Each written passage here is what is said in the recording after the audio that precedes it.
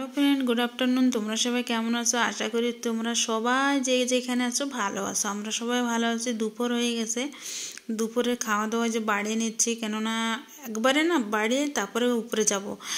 আমাদের প্রত্যেক দিন এইভাবে খাবারগুলো টেনে টেনে নিয়ে যেতে হয়। আমাদের বসে খাওয়ার জায়গা নেই রান্নাঘরে, ওই জন্যই। আর এই পাশে যে ঘর আছে বসে খাবো, ওরকমও পরিস্থিতি নেই।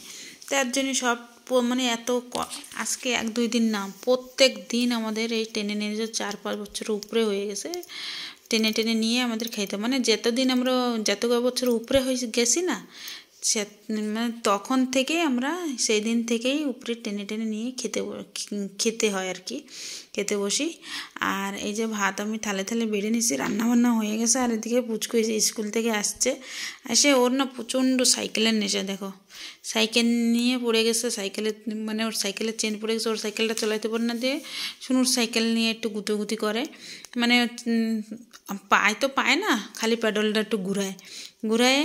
তারপরে ওর হয়ে গেছে, ওরে নিয়ে আমি ভাতটা বেড়ে রেখে দেবো। ওই তো ভাত বেড়া হয়ে গেছে, রেখে তারপর স্নান করে তারপর আমরা খেতে বসবো আর কি। এই যে শুনো নিয়ে যাচ্ছে 2টা থাল, আমি একটা নেব, বোতল নেব, জলের বোতল, আর দরজা আটকাবো। তারপরে যে পুচকুরে স্নান করতে হয়। দেখো এইভাবে সিঁড়ি বেয়ে বেয়ে আমাদের প্রত্যেক দিন ভাতের থালাটা নিয়ে যেতে হয়। কত বছর হয়ে গেছে এইভাবেই আমরা খাই। জানি না ভগবান কবে দেবে এক জায়গায় বসে খাওয়া শান্তিটা। আর এই ভাত নিয়ে আসছি, আর তো ভাত তো দেখতেই পাচ্ছ কী কী আছে দুপুরের মেনু। তাও আমি একা করে অবশ্যই বলবো তোমাদের কী কী দিয়ে খাওয়া দাওয়া করবো। দেখো এখানে যে পুচকুর ভাতটা মাখাই দিয়েছে যে থালে, ওর এত কিছু রান্না হয়েছে, ও কিন্তু খাবে না, শুধু ডাল আর ওর জন্য আলু ভাজা দিয়ে খাবে। বেগুন ভাজা আগে সুন্দর খাইতো, এখন আর খায় না। আর ওদিকে শুনু, আজকে না একটা ঘটনা হয়ে গেছে আমাদের আর কি, সেজন্যই আজকে না সোনু ভাতের পরিমাণটা একটু বেশিও নেছে। ওই যে সোনু ওদিকে খাচ্ছে, ওর পাশে দেখছো থালের পাশে কী কী রয়েছে, সাদা চাটনি আর ওই পুরি আনছিল পুচকুর জন্য, ওই পুরির তরকারি ছিল, সাদা চাটনি আর পুরির তরকারি, ওই দিয়ে ও ভাত দিয়ে বেগুন দিয়ে মাখাই খাচ্ছে। এরকম খেতে আমি কিন্তু কেউরে দেখি নাই, ওরেই দেখি এরকম সাদা চাটনি দিয়ে ভাত দিয়ে বেগুন দিয়ে খাইতে।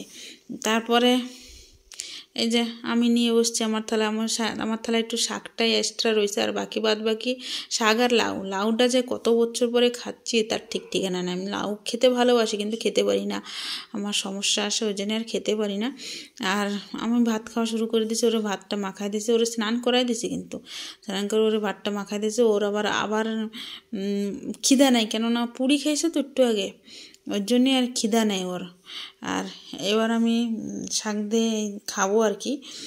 আর তারপরে ও বলতেছে, আমার পরে তুমি ভাতটা মাখা দিয়েছে, বলতেছে আমার পরে খাওয়াই দেওয়া।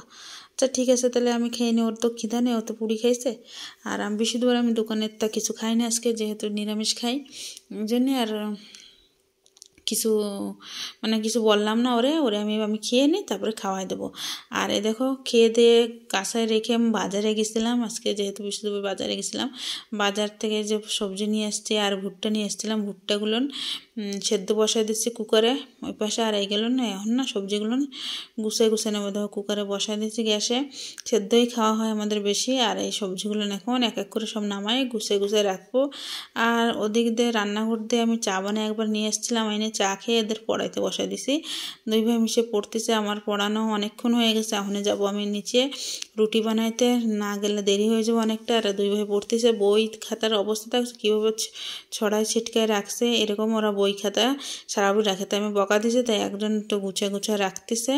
আর বলতেছে ও সব রাখে, আমি মানে 2 ভাইতে যা আর কি তর্কাতর্কি হয় ওরকম হচ্ছে। একজন পড়তেছে চুপচাপ, ওর প্রত্যেক দিন টেস্ট নেয়। দেখো 9:30 বাজে গেছে, ওই জন্য দেরি হচ্ছে আর কি। আর আজকে ভিডিওটা আমি এইখানে এন্ড করতেছি। ভালো লাগে লাইক করো, চ্যানেলে যারা নতুন সাবস্ক্রাইব করতে সাপোর্ট করো। বাই।